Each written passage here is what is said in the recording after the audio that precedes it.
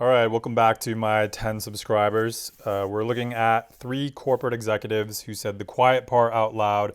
At Campbell's, a VP was fired after being recorded making racist comments and trashing his own company's food. At MillerKnoll and at Kellogg, CEOs made headlines for insulting workers and customers. These stories reveal how corporate leaders really see the people who keep their companies running. Last week, the Campbell's company fired VP and Chief Information Security Officer Martin Bally for making racist comments and making fun of the company's products and its own customers. A former Campbell's employee named Robert Garza was fired back in January 2025. He recently filed a lawsuit and named Martin Bally. He said he was fired after he reported Bally's comments to a supervisor. We have shit for poor people. Who buys our shit? I don't buy Campbell's products barely anymore. It's not healthy. Now that I know what the in it, even in a can of soup, I look at it, look at me, bioengineered meat. I don't want to eat a piece of chicken that came from a 3D printer. You? The recording allegedly of Campbell's VP and Chief Information Security Officer Martin Bally. He has no filter. The suit claiming Bally made racist remarks, admits to coming to work high, and Garza fired for coming forward. Millions on another thing. They couldn't think for the I'm like, you dumb Garza says he felt sick after the rant, deciding to go to his direct supervisor in January, keeping the recordings to himself. Garza says no one at Campbell's ever followed up, and it's taken him 10 months to find a new job. So you saw Robert Garza in the clip there. He's listed on LinkedIn as having been a senior cybersecurity analyst at Kellogg until he was fired.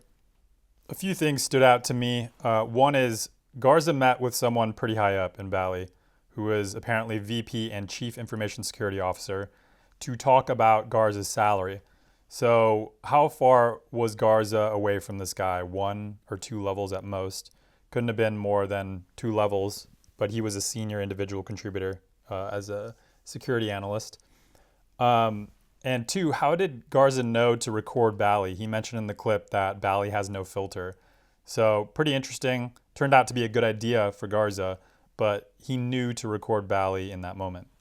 3, a VP and CISO said that Campbell's basically 3D prints the meat that is in Campbell's products and that he wouldn't want to eat the chicken. It says in the article that Campbell's defended its meat and said it's raised without antibiotics and meets high quality standards. Sort of have my doubts if a super high up executive is trash talking the quality of the food though. He comments that Campbell's customers are poor. Those are the type of people that eat Campbell's products. He makes racist comments about Indian workers who he calls idiots. Apparently, he also admitted to Garza that he used to go to work high on weed edibles. Garza brought this up to his supervisor, presumably in January, and they thought to fire him then. Then 11 months later, he files a lawsuit, and then they start listening. Imagine if he never files the lawsuit. He would have been fired for something that the company saw fit to eventually apologize for and fire the executive for. But in the meantime, before it's public, before it's so popular, before it's trending, they just let the guy go and nothing happened to Bally until just last week. Anyway, it reminds me of these stories from 2023, 2024 of CEOs that were, again, saying the quiet part out loud, showing their disdain for their own workers, but also for their customers. The CEO of MillerKnoll, Andy Owen, was caught on video telling employees not to complain about a lack of bonuses. Great question, Chris. And, a lot of questions came through about how can we stay motivated if we're not going to get a bonus? What can we do? What can we do? Some of them were nice and some of them were not so nice. So I'm going to address this head on. The most important thing we can do right now is focus on the things that we can control. None of us could have predicted COVID. None of us could have predicted supply chain. None of us could have predicted bank failures. But what we can do is stay in front of our customers, provide the best customer service we can, get our orders out our door, treat each other well, be kind, be respectful, focus on the future because it will be bright.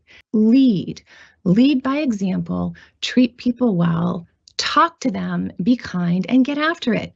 Don't ask about what are we going to do if you don't get a bonus?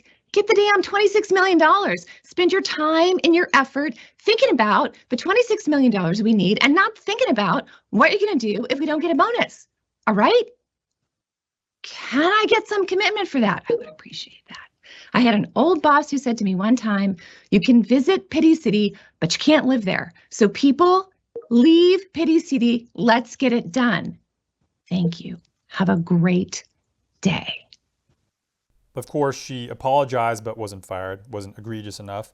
A CBS News article said that her compensation for the period between, say, 2022 and 2023 was $4 million.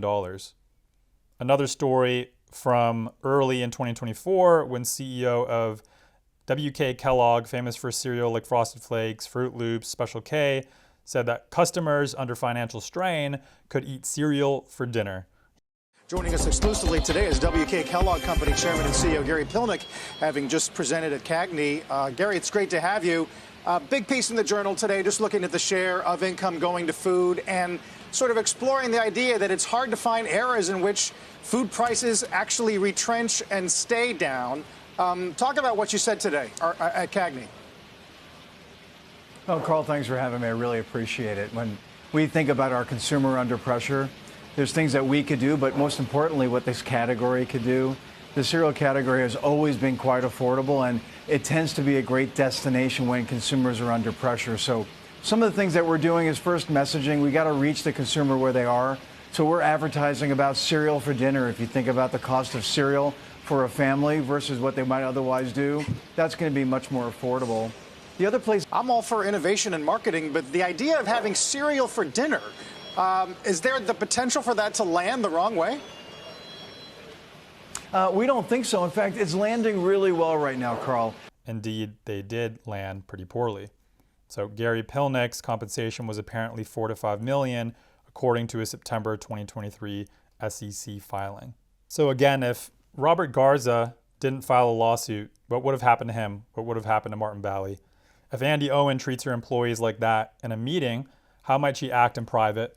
What decisions does she and other executives make if that's the way that they think about their own employees? If Gary Pilnick from Kellogg is willing to go on CNBC and say something as foolish as customers under financial pressure should turn to cereal for dinner, what do Kellogg's executives think of their customers? How do they make business decisions? How does Gary talk about these people in boardrooms and one-on-one meetings behind closed doors, in his private life? These stories show that these executives sometimes have to say the quiet part out loud. They can't help it.